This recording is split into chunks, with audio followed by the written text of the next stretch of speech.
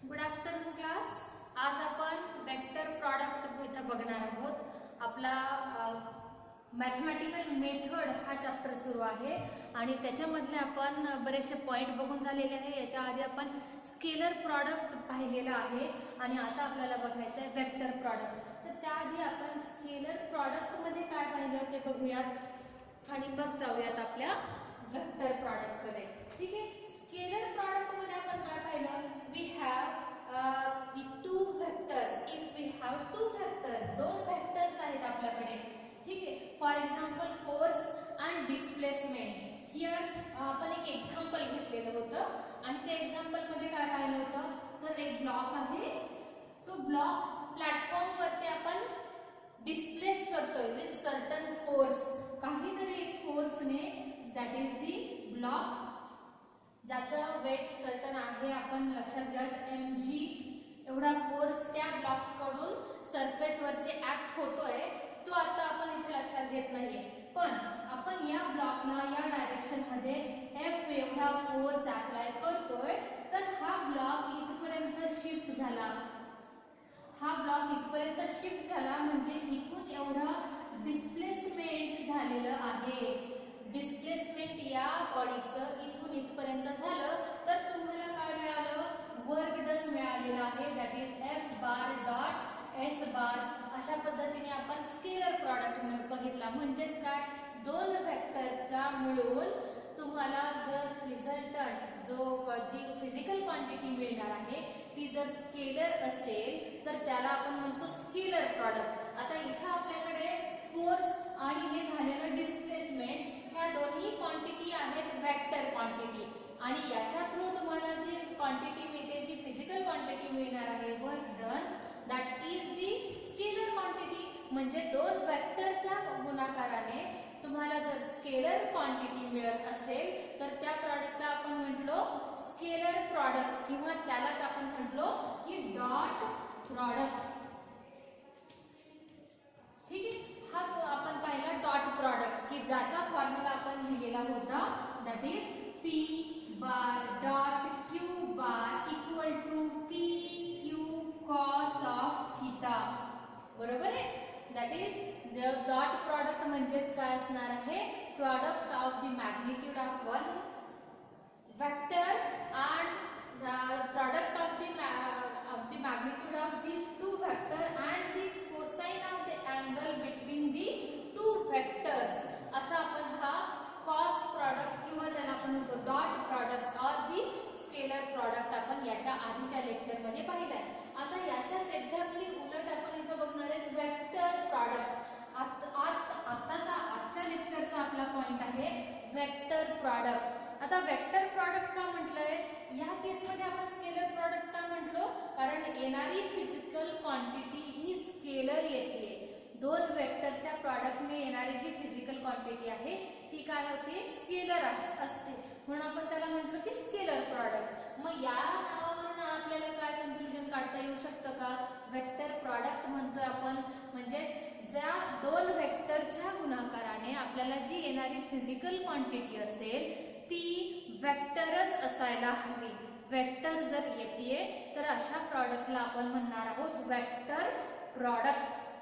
ठीक आहे. That is the vector product. म्हणजे आता आपल्याकडे समजा दोन क्वांटिटीज आहेत. Here we have such a coordinate system. आपल्याकडे आहे ही एक्स ऍक्सिस, वाय ऍक्सिस आणि this is the Z axis. अशा आपल्याकडे थ्री कोऑर्डिनेट सिस्टीम आहे. याच्यामध्ये मी या डायरेक्शन मध्ये magnetic field B bar apply केलेला आहे. ओके. आणि या डायरेक्शन मध्ये इथं एक चार्ज आहे, चार्ज बॉडी म्हणूयात आपण त्याला. Q एवढा चार्ज त्या चार्ज बॉडीवरती आहे. हा जो चार्ज Q आहे तर हा चार्ज या मॅग्नेटिक फील्ड मध्ये V एवढ्या वेलोसिटीने मूव्ह होतोय. अशा पद्धतीने या डायरेक्शन मध्ये V बार एवढ्या वेलोसिटीने हा चार्ज पार्टिकल मूव्ह होतोय. कशा? तर या मॅग्नेटिक फील्ड B बार मध्ये.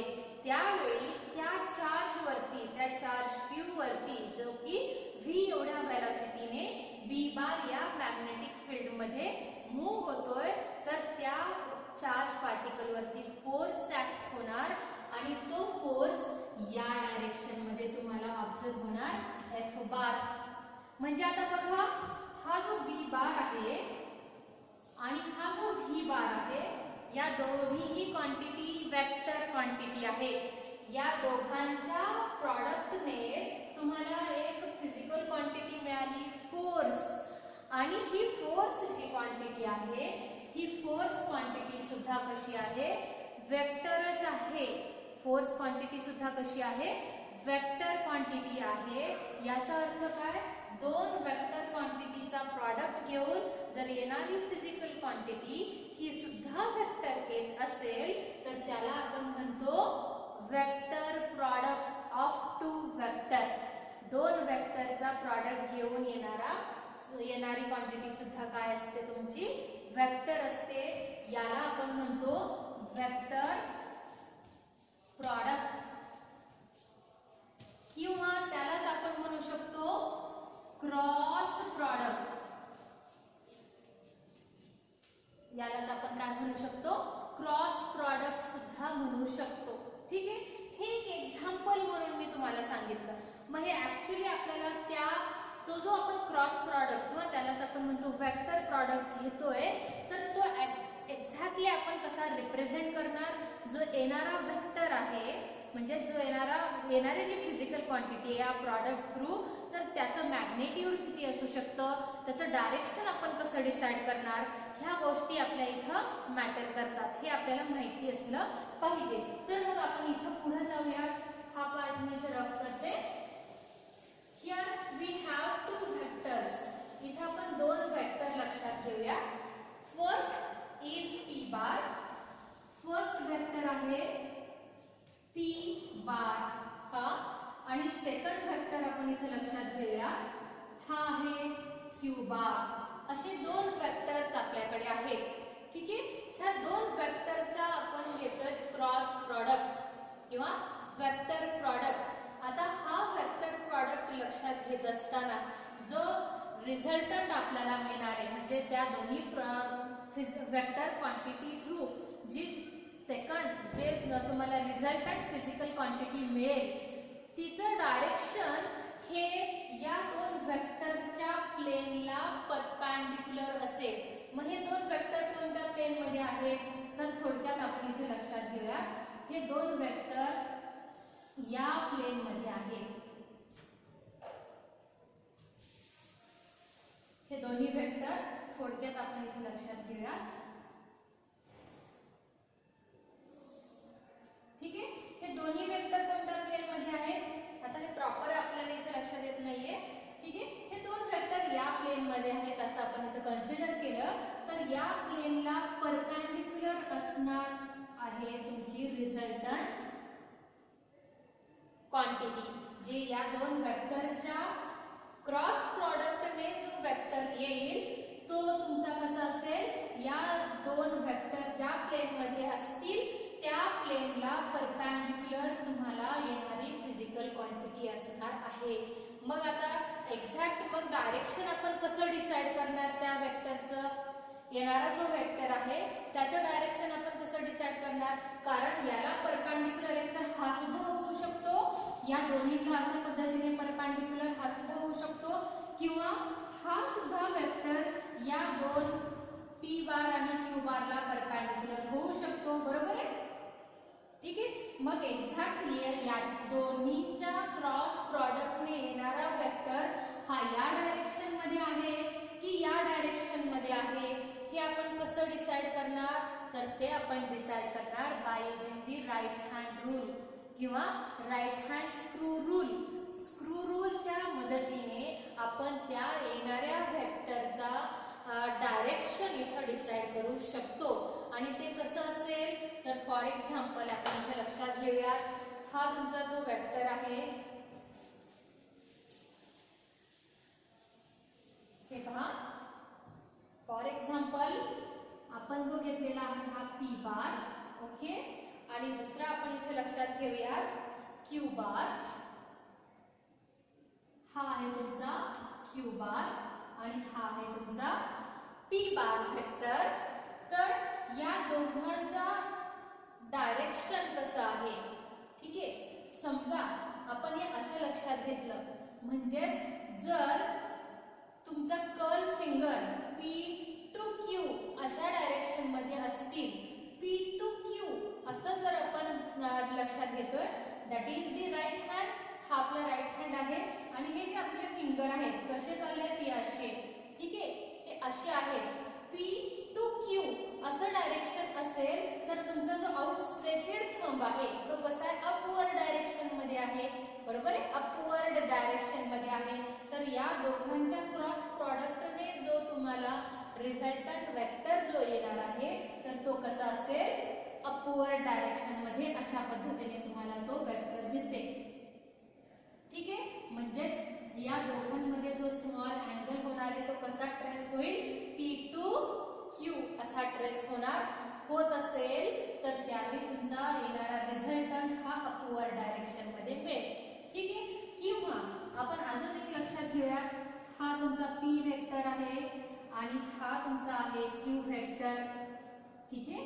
हा आहे Q बार, हा वेक्टर आहे तुमचा, येते लक्षात. आणि हा जो राईट हँड आहे तो असा येतो, ठीक आहे. म्हणजेच कर्ल फिंगर कसे आहेत, असे Q कडून P कडे येणार आहे, Q कडून P कडे येणार आहे. तर स्ट्रेचेड थंब कुठे आहे, डाऊनवर्ड डायरेक्शन मध्ये आहे, डाऊनवर्ड डायरेक्शन मध्ये Q कडून P कडे येणारे दिसत आहे. म्हणजेच आउटस्ट्रेचेड थंब कसा आहे, डाऊनवर्ड डायरेक्शन मध्ये दिसतोय. याचा अर्थ काय, तर त्या दोघांच्या क्रॉस प्रॉडक्टने जो वेक्टर तुम्हाला मिळेल तो कसा असेल, तर डाऊनवर्ड डायरेक्शन मध्ये असणार आहे. त्यावेळी जो दोन वेक्टर्स मध्ये अँगल जो आपण ट्रेस करतोय त्यात तो कसा असेल, Q टू P, हा अशा पद्धतीने आपण इथं लक्षात घेणार आहे. या केस मध्ये कसा आला, P टू Q, त्यावेळी येणारा जो रिझल्टंट वेक्टर आहे याला आपण म्हणूया R बार, ठीक आहे. आणि कशा पद्धतीने, अशा पद्धतीने आपण घेतलेला आहे. तर R बार हा अपवर्ड मिळाला. या केस मध्ये कसं केलं, हा अशा पद्धतीने आपण राईट हँड रूल यूज केला, म्हणजे Q टू P असे कर्ल होत आहेत फिंगर. अँगल ट्रेस कुठून केला, Q टू P असा आपण अँगल ट्रेस केलेला आहे. तर तुम्हाला येणारा जो R बार असेल तो कसा आहे, डाऊनवर्ड डायरेक्शन मध्ये आहे, ठीक आहे. आता याच्यावरून आपल्याला काय सांगता येते बघा, आपण जो स्केलर प्रॉडक्ट बघितला, स्केलर प्रॉडक्ट मध्ये काय सांगितलं गेलं, A bar dot B bar is equivalent to B bar dot A bar, बरोबर आहे. A bar dot B bar घ्या किंवा B bar dot A bar घ्या, दोघांचंही आन्सर हे सारखंच असणार आहे, that both quantities are equal. पण आता या वेक्टर मध्ये, वेक्टर प्रॉडक्ट मध्ये तसं दिसत नाहीये, वेक्टर प्रॉडक्ट मध्ये तसं होणार नाही, किंवा त्यालाच आपण म्हणतो क्रॉस प्रॉडक्ट. याच्यामध्ये असं होणार नाही. त्यामध्ये कसं होईल, A बार, आता इथे आपण P घेतलेला आहे त्यामुळे P घेऊया. Here P bar cross Q बार, ठीक है, mod of P bar cross Q bar is not equal to mod of Q bar cross P bar. हे क्रॉस हे सिंबल आहे, जसं आपण इथं डॉटने आपला स्केलर प्रॉडक्ट रिप्रेझेंट केलेला आहे तसाच वेक्टर प्रॉडक्ट या क्रॉसने रिप्रेझेंट करतो. वेक्टर प्रॉडक्ट आपण अशा पद्धतीने क्रॉसने रिप्रेझेंट करतो, म्हणून त्याला आपण क्रॉस प्रॉडक्ट सुद्धा म्हणत असतो, ठीक आहे. मग जसं आपण स्केलर प्रॉडक्ट मध्ये A bar dot B bar equal to B bar dot A bar घेतो, तसं आपल्याला क्रॉस प्रॉडक्ट और वेक्टर प्रॉडक्ट मध्ये घेता येत नाही. P bar cross Q bar is not equal to Q bar cross P bar, का तर त्यांच्या थ्रू येणारं जे डायरेक्शन आहे, आता अँगल आपण P टू Q असा ट्रेस केला तर रिझल्टंट वेक्टर हा अपवर्ड डायरेक्शन मध्ये येतो, बरोबर आहे. आणि अँगल जर आपण Q टू P असा ट्रेस करतोय तर रिझल्टंट हा डाऊनवर्ड डायरेक्शन मध्ये येतोय. म्हणजे हे दोन्ही सारखे असतील का, नाही. मग ते कसे असू शकतात, शकतात, तर ते असू शकतात P bar cross Q bar is equal to minus of Q bar cross P bar असं आपल्याला इथे मिळणार आहे. कारण डायरेक्शन्स कसे मिळतील इथे आपल्याला अपोजिट मिळतात, म्हणून मायनस ऑफ दिस प्रॉडक्ट असा तुम्हाला तिथं रिझल्ट मिळत जाणार आहे. बरं, इथपर्यंत लक्षात आलं. डायरेक्शन आपण कसं डिसाइड करणार?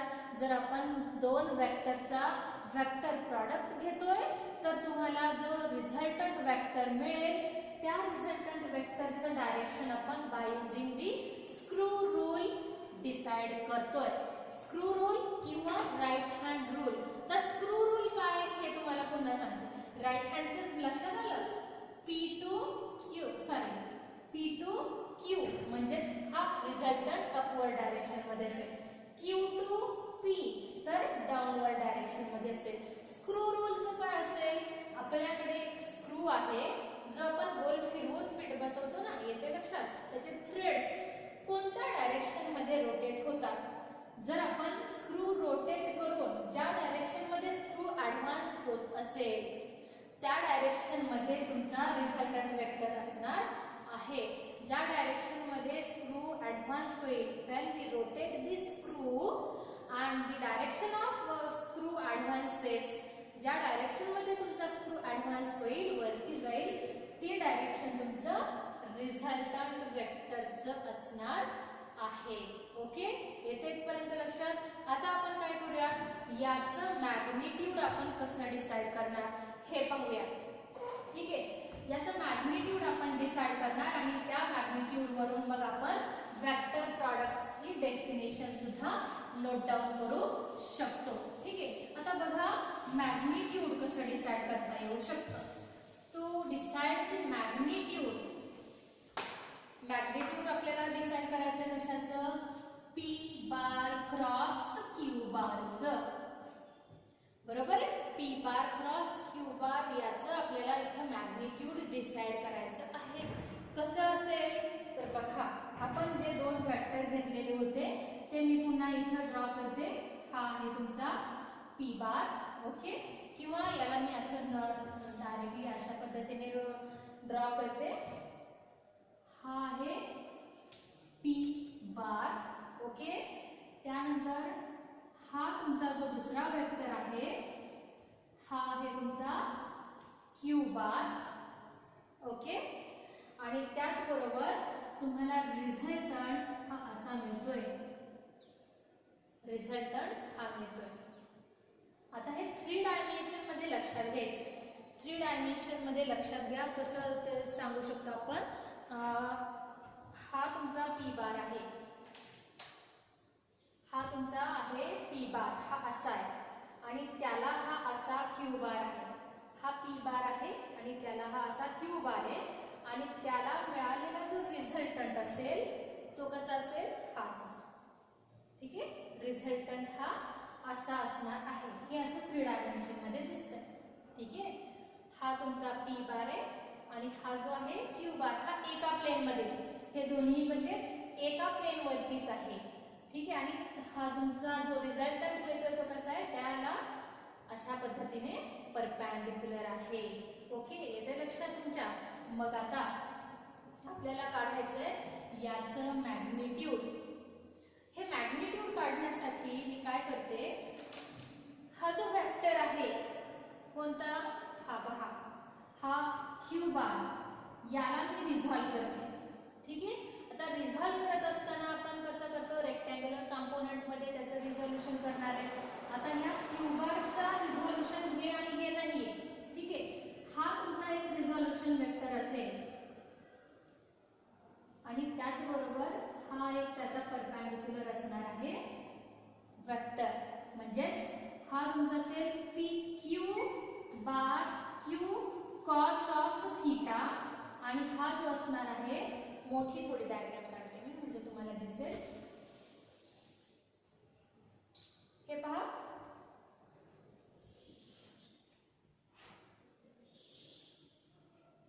P बार Q बार आणि त्याचा जो रिझल्टंट आहे तो या डायरेक्शन मध्ये आहे. ठीक आहे, R बार. आपल्याला काय करायचंय, पी बार क्रॉस क्यू बारचं मॅग्निट्यूड काढायचं आहे. हे मॅग्निट्यूड कसं असेल ते डिसाइड करण्यासाठी मी काय करते, हा जो क्यू बार आहे या क्यू बारला मी रिझॉल्व करते. हा त्याचा हॉरिझॉन्टल कंपोनंट आहे, ठीक आहे. आणि हा इथं जो असेल हा आहे व्हर्टिकल कंपोनंट याचा, कारण पी आणि क्यू या प्लेनमध्ये त्यामुळे हा त्याचा नसेल.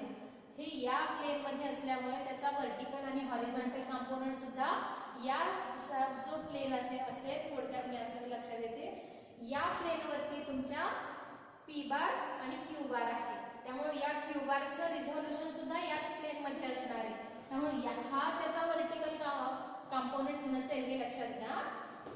बरं, तर हा त्याचा हॉरिझॉन्टल कंपोनंट असेल क्यू कॉस ऑफ थीटा. आपण रिझोल्यूशन बघितलं ते आठवा. Q cos of theta horizontal कंपोनंटचं मॅग्निट्यूड. व्हर्टिकल कंपोनंटचं मॅग्निट्यूड काय असतं, साइन थीटा मध्ये असतं. आणि अँगल कोणाचं आपण रिझोल्यूशन केलं तर क्यू वेक्टरचं, तर क्यू साइन ऑफ थीटा हे त्याचं असणार आहे व्हर्टिकल कंपोनंट. हा असेल व्हर्टिकल आणि हा असणार आहे हॉरिझॉन्टल कंपोनंट. ठीक आहे, येते लक्षात. मग आता बघा, हा तुमचा एकतर प्रॉडक्ट जो होईल तो या आणि या कंपोनंटचा होऊ शकतो किंवा हा आणि हा कंपोनंट जो आहे याचा प्रॉडक्ट होऊ शकतो. मग आपण हा जो पी बार क्रॉस क्यू बार घेतोय त्याचा आपण इथं प्रॉपरली इथं कशा पद्धतीने मॅग्निट्यूड येऊ शकतं हे बघूया. Equal to P bar magnitude, आपण प्रॉडक्ट काय होतं magnitude mod of P bar into Q cos of theta plus काय मिळेल mod of P bar into Q sine of theta.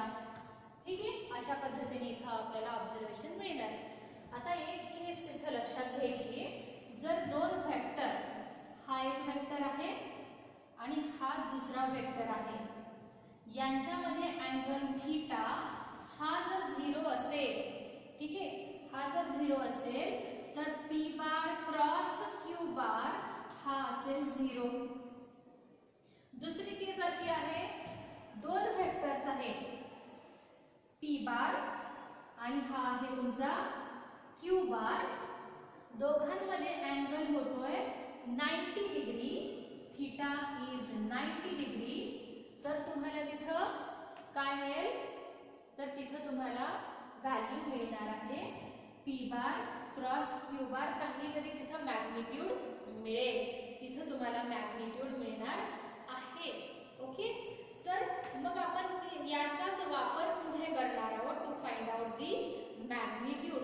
याचं मॅग्निट्यूड फाइंड आउट करण्यासाठी आपण याचाच पुढे वापर करणार आहोत. मग काय होईल बरं सांगताय तुम्हाला,